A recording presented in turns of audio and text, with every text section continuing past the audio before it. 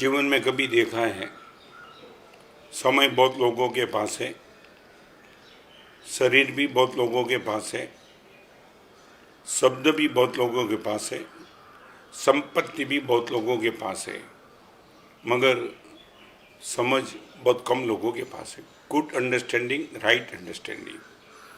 पुण्य के उदय से मुझे जो भी मिला है उनका यूटिलिटी में क्या कर सकता हूँ, इनकी अंडरस्टैंडिंग बहुत कम लोगों के पास है। और उसमें भी एक पूरे जिन शासन को परमात्मा महावीर जी की अनुपस्थिति में 21,000 साल तक चलाने वाली यदि कोई संस्था है, वो संस्था है निर्ग्रंथ संस्था।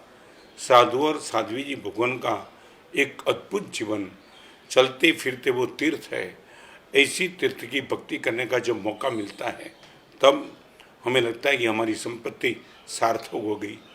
संगम शालीभद्र बना सुपात्र दान से, धन्ना चारित्र के मार्ग पे गया सुपात्र दान से, नैसार भगवान महावीर बनने की संभावना पूरी हुई सुपात्र दान से।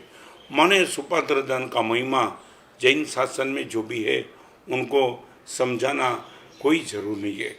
आज परमात्मा महावीर जी के शासन को लेकर के पूरे हिंदुस्तान भर में हजारों की संख्या में साधु साध्वी भगवान विहार करते करते जाते और खुद की आराधना करते करते सकल श्री संघों को शांता और समाधि देने का काम करते हैं।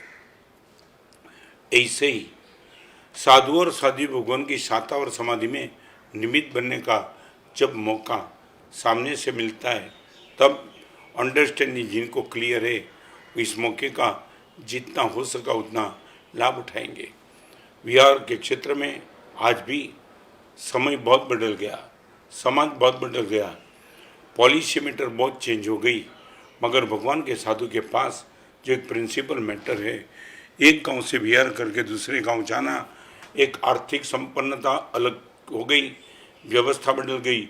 एक समय था पूरे गांव भरे भरे थे, गांव खाली हो गया, शहरीकरण हो गया, फिर भी विहार चालू है।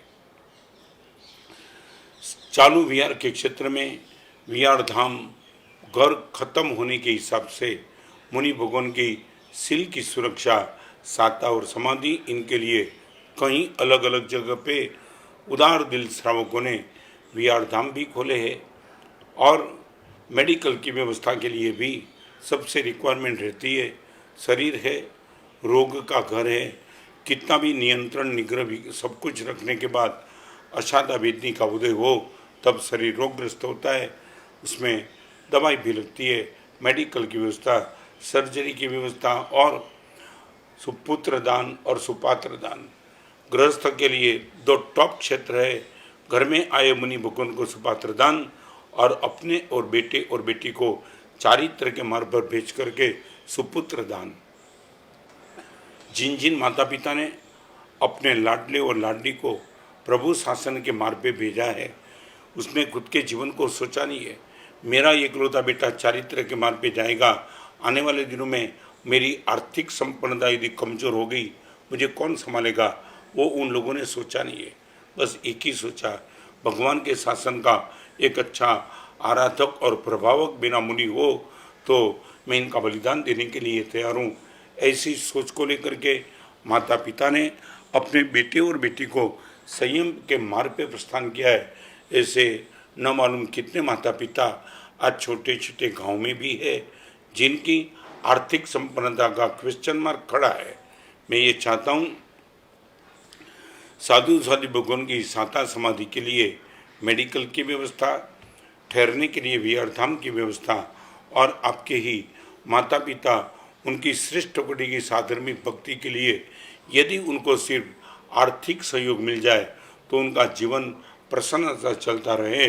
यदि ये तीन क्षेत्र जहाँ बहुत कम लोगों की नज़र है, यदि हमारी नज़र वहाँ चली जाए, मैं तो चाहता हूँ आज भी उदार दिल श्रावक कोई कम नहीं है, मगर हमने ये सोचा है हमारा सर कितना भी टॉप हो मगर दर्द पैर में हो तब हम सर को नहीं संभालते, पैर को संभाल लेते हैं।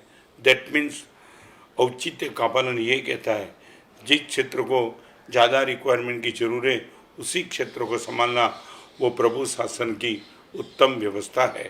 तो मैं बताऊं, 7 क्षेत्र, जिन मूर्ति, जिन बिंब, जिनागम, 3 मौन है, 3 मौन है। श्रावक और श्राविका संसार के क्षेत्र में व्यस्त है। 2 ही क्षेत्र है जो पूरे जिन शासन को संभालने की जिम्मेदारी अपने कंधे पे लेके चलते, वो है साधु भगवान और साध्वी जी भगवान। मैं इतना ही कहूँगा, उनकी साता और समाधि के लिए व्यावच की जरूर, विहार धाम की जरूर।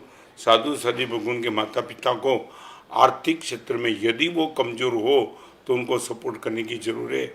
आपके पास यदि उदार दिल है, संपत्ति की उदारता है, आपकी अलग अलग जो पहचान है, सब पहचान को इकट्ठी करके इस क्षेत्र के लिए जितना भी योगदान आप दे सको इतना देते रहेंगे तो साधु साध्वियों की साधा समाधि तो बनी रहेगी। आपके जीवन में भी विशुद्ध कोटि का, विशिष्ट कोटि का और विविध 3 बताना चाहता हूँ। विविध पुण्य, विशिष्ट पुण्य और विशुद्ध पुण्य, तीनों कैटेगरी का पुण्य आपके हिस्से पे आएगा।